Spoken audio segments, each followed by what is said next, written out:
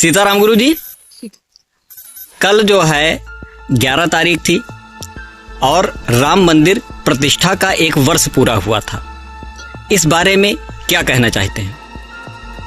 पूरे विश्व के लिए यह अपार खुशी का पर्व रहा और वास्तव में बार बार हिंदू समाज को जगाए रखने के लिए इस प्रकार के कार्यक्रम का होना नितांत आवश्यक है।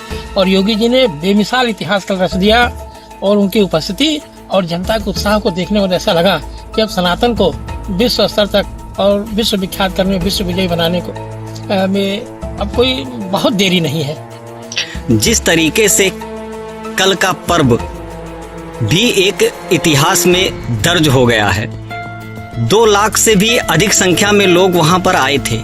भिन्न भिन्न समुदाय, भिन्न भिन्न लोग आए थे। ये जो आज भारतवर्ष की एकता, सनातन धर्म की सामने प्रस्तुत हो रही है, इसके बारे में 2 शब्द हम आपसे जानना चाहते हैं। आप 2 लाख की संख्या कह रहे हैं कि ये तीर्थराज प्रयाग का मामला न होता, महाकुंभ का मामला न होता तो अयोध्या में कल गिनती कर पाना मुश्किल है। करोड़ों लोग अयोध्या की धरती पर उतर जाते, लेकिन तीर्थराज प्रयाग के नाते, कुंभ महाकुंभ के नाते ये संख्या थोड़ी प्रभावित हुई है। और विश्वास की 26 फरवरी तक जिस तरह से हम ये बता सकते हैं कि प्रयागराज में 40 करोड़ से अधिक लोग आने की आशा है, उसी तरह करोड़ों लोग प्रयागराज के बाद से कुंभ स्नान करने के बाद सीधे सारे लोग केवल अयोध्या के लिए प्रस्थान करेंगे। तीर्थराज प्रयाग में महाकुंभ को देखते हुए आप कब तक अपना आगमन लेंगे?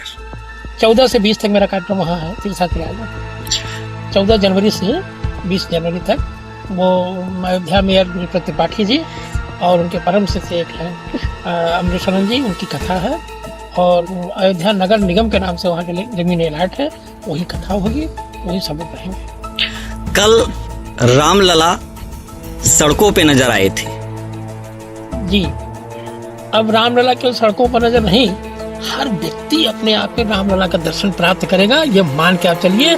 जैसे आज मुस्लिम समाज में ऐसा लगता है कि 30 करोड़ का जो मुस्लिम समाज भारतवर्ष की धरती पे रह रहा है, कम से कम 130 करोड़ हिंदुओं की शक्ति मेरे साथ लगी हुई है। हर हिंदू के अंदर ये स्वाभिमान जगाने का प्रयास योगी जी और मोदी जी हमारे कर रहे हैं। राम मंदिर के प्रतिष्ठा का 1 वर्ष पूरा हो गया।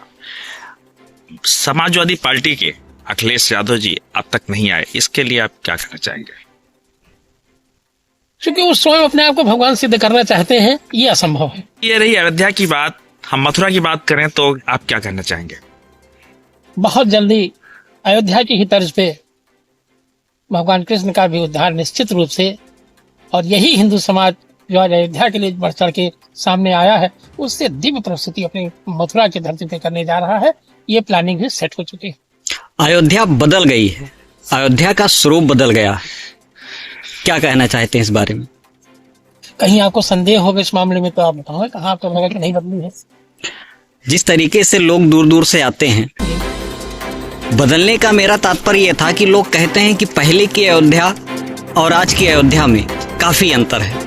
यहाँ पे योगी जी ने कोई भी ऐसी सुविधा नहीं है जिसको धरातल पर नहीं उतारा है, स्वर्ग जैसी सुंदर लग रही है। इस बारे में मैं आपसे पूछना चाहता हूँ। अभी 1 महीना पहले दीपोत्सव कार्यक्रम के तुरंत बाद योगी जी ने ये प्लान किया था कि 5 लाख लोग प्रतिदिन प्रयागराज से स्नान करने को अयोध्या रहे। उस तरह की व्यवस्था, उनके खाने की व्यवस्था, रहने की व्यवस्था, प्रशासन की व्यवस्था, सारी व्यवस्था का मानचित्र एकदम तैयार हो चुका है और अयोध्या सज धज के तैयार है कुंभ में आए हुए तमाम सनातनियों का स्वागत करने के लिए।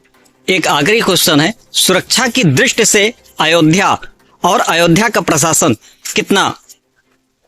अभी मुझे ऐसा लग रहा है कि पिछले 2-3 घटनाओं को देखने के बाद कि अभी प्रशासनिक दृष्टि से, सुरक्षा की दृष्टि से अयोध्या को और प्रयास करने की आवश्यकता है।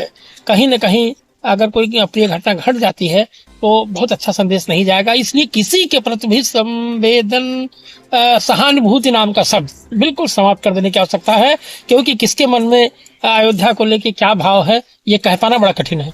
जिस तरीके से पहले जब प्राण प्रतिष्ठा हुई थी तो आम जनमानस का वहां जाना रोक दिया गया था, लेकिन जब सालगिरह आई रामलला की तो उस पे आम जनमानस को भी अंदर जाने के लिए छोड़ दिया गया।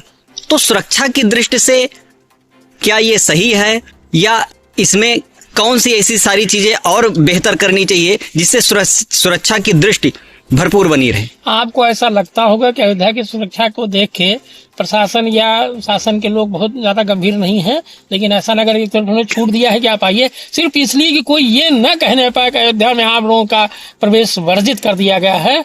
इसको जिनको आना होगा वो आएंगे, हर हाल में उनका स्वागत है, लेकिन ये र्यूमर न उड़ने पाए, विरोधियों को ये मौका न मिलने पाए कि अयोध्या में सनातनी नहीं जा सकते, अयोध्या में हिंदू नहीं जा सकते, बहुत बड़ी संख्या में नहीं जा सकते। इसलिए हर कार्ड पे लिख दिया गया था कि किसी के लिए कोई रोक टोक नहीं है, जो चाहे वो गृहस्थ हो, वो संत हो, वो राजनेता हो, सबका स्वागत अयोध्या करती है। एक क्वेश्चन हम आपसे और पूछना चाहते हैं। अभी अयोध्या के कुछ संतों ने कहा कि अयोध्या के नदियों में पानी नहीं है। महाकुंभ से जो लोग अयोध्या रामलला का दर्शन करने आएंगे, अगर वो सरजू में स्नान जो है करते हैं, तो क्योंकि घाट से पानी काफी अंदर चला गया है, तो संतों ने नाराजगी जताई है और प्रशासन को भी और योगी आदित्यनाथ जी को भी इस बारे में सूचना भेजने के लिए कहा। इस बारे में क्या कहना चाहते हैं? इस बारे में ध्यान रखिए, अगर बहुत ज्यादा बाढ़ की स्थिति कर जाती तो न जाने कितने लोग अपनी लापरवाही से और झूठों प्रशासन पर एक प्रश्न चिन्ह की स्थिति खड़ी हो जाती कि अयोध्या में इतने लोग डूब के मर गए। ठीक ना, ये तो प्रकृति की व्यवस्था है। प्रकृति ने अयोध्या के लिए जितना सम्मान चाहिए उतना किया है कि कोई व्यक्ति ऐसा न हो ये कह पाए कि हम स्नान नहीं किए हैं। इसलिए वहाँ पानी का कम होना वास्तव में भगवान की व्यवस्था का एक अंग है। ठीक।